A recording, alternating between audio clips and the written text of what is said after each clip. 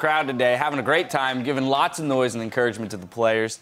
I'm sure that's much appreciated in their victories and in their defeats even, right? But I want to jump immediately into Champ Select because I know, Zyrene, you had some qualms with how it played out. Yeah. So they banned away the Annie on Dignitas' side. They banned away their most aggressive player on the team, and that's what you see there is a very passive game when that happens for them. And things just kind of collapsed around them. They couldn't force the issue.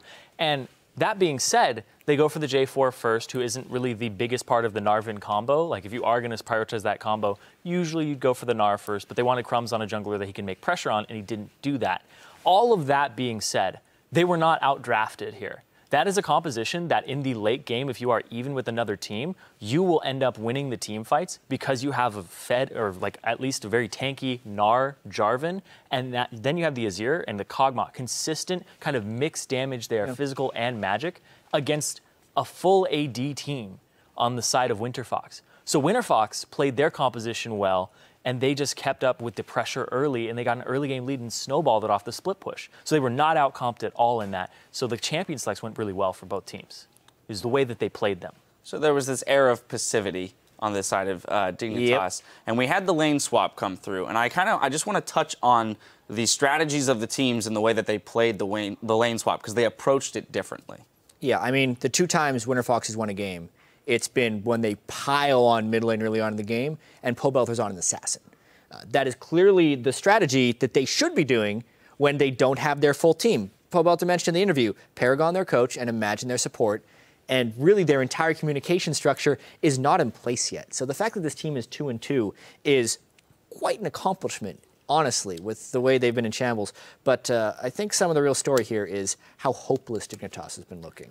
Yes, absolutely. So in talking about it through the scope of the game first, right? Sure. We saw them on the flip side of the lane swap attempt to, get the side lanes rolling, and Crumbs struggled to capitalize on any of the opportunities that were given to him. Yeah, he really focused the side lanes, which is, sometimes usually standard for their jungler when you're in a lane swap. You're like, all right, do I go to the 1 and make it a 2 so we can hold it, or do I go and force the 3 and then we have the top laner come down 2 and make it 4? There's a whole bunch of different scenarios that he ran through.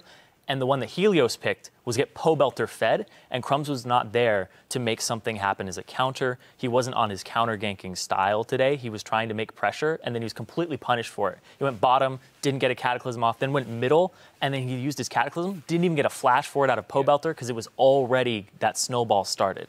We have a replay, 22 minutes in. It's kind of the attempt from Dignitas to regroup and say, okay, this is what our composition is supposed to do. Let's effort that now. It's perhaps a little bit too late. We're going to pull it up on your screen right now. We're going to walk through it just because the decision-making here seemed to be, they're just a step behind. They are not on the same page at all. If you look at where Kog'Maw is, you would hope that he's on the other team because he's way too far back right now. Way too far forward right now for where he needs to be. Just roll the clip because this is literally just a clip of poor JJ getting caught. They do not have vision in the flanks. So why is he harassing a support on the enemy team? He immediately gets flanked. The fight is over as soon as Zed is able to cast ultimate on him from a free run. At that point, the Western Winterfox just piles in, and Dignitas, they have no response to that giant team mistake. Yeah, core JJ's positioning this game was extremely poor. And even right there, just the ward coverage was all on the right side, and they weren't even playing to that side. They were playing towards the middle forward of the lane. They got TP'd on in the back of their lane, so they were getting flanked by Avalon when there was a pink ward on the left side of them, and they had 2 members, Helios and Pobelter, come from there. So they were getting pincered in there, and Zed was pretty much the first one in onto the biggest priority target on that team as the Kog'Maw. Yep. So now let's expand. Let's take it back a step and kind of get that macro view of things. Dignitas, their only victory has come through, kind of a misstep by Coast. Not even so much, they didn't take it themselves. Yeah, Dignitas hasn't really had a gold lead this entire year. If we're talking about significant advantages, to their credit, well, not to their credit, in their defense. They lost a ton in the offseason. Skara, gone. Zion Spartan, gone. I'm a Cutie Pie, gone. They still don't say they have the coach that they want here. They're still hiring for that position, and it shows. And, Crumbs in particular, he's been getting picked on a lot because his performance has been atrocious in a lot of these games. Just because somebody is playing bad doesn't make them a bad player. Like in the summer split of last year, I thought Crumbs was the best jungler in North America. Yeah, that's a very important distinction to make. Right? But right now, not even close. He's not playing anything close to that. And it's because everybody on that team, Crumbs included, is waiting for something else to go right. No one is taking initiative to make their own opportunity. They're just kind of sitting around hoping, I hope I don't die the most this game, is what it feels like. I don't know that's what they're saying. It's just what it feels like to me watching. Part of it, too, it feels like an identity crisis in a sense, right? You have Kiwi Kid, who we discussed on the desk, is kind of the only aggressive player on that team. They took him off of his aggressive champion, so he's struggling there in terms of finding his identity as a player now within this team. But then, as a whole, the organization, Dignitas, what is their play style? How are they going to win these games? And it's not evident to me in their games what it is. They've got Shifter in the mid lane.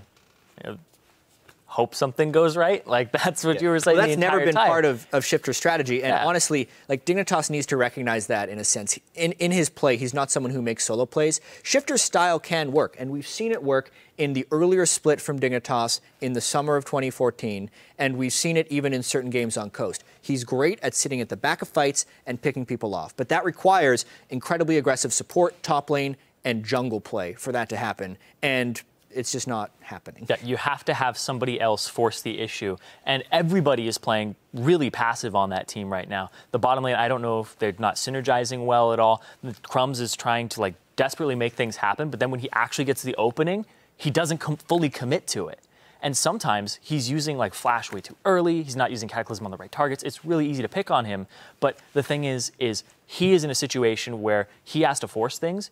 But if he forces it, is everybody going to be there to back him up yet? I don't know if they have that trust yet completely. Yeah. To wrap it up from my end, like, I don't want to say it's hopeless for Dignitas. Oh, absolutely not. They've lost a lot, and things aren't going well. But it's 4 games and an 18-game split. We'll see if they can turn it around. Right. On the other side of the rift, though, Winterfox, just to kind of wrap up on them as well, because we focused on Winterfox. As you said, we've already given them credit for going 2-2 with an uncompleted roster and a lack of coach. This bodes well for a young team that, is definitely looking, Pobelter hinted at, they're looking to shoot for that title in the summer split. Yeah, I think that this team can definitely come together. They've showed that they can kind of play off of each other, and the fact that they're speaking, 2 languages on that team at the moment is actually working out fine for them against this Dignitas squad. They're able to capitalize on things, force the issue, play their style. They are a team that has a pretty distinct style. Altec's going to farm. He's going to be their backup carry if Pobelter doesn't get online from ganks from Helios, right? It's pretty formulaic. And right now, Avalon, he seemed much more comfortable on a top lane tank that can get into a fight and not have to worry about getting bullied and just completely shut down. So I think that'll function really well for them if they keep playing to that strength. All right, well, there is more league action coming up, continuing with TSM versus Team Liquid in our 3rd match of the day. So don't go anywhere.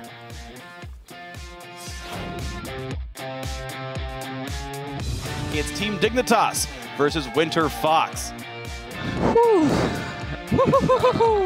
Let's go.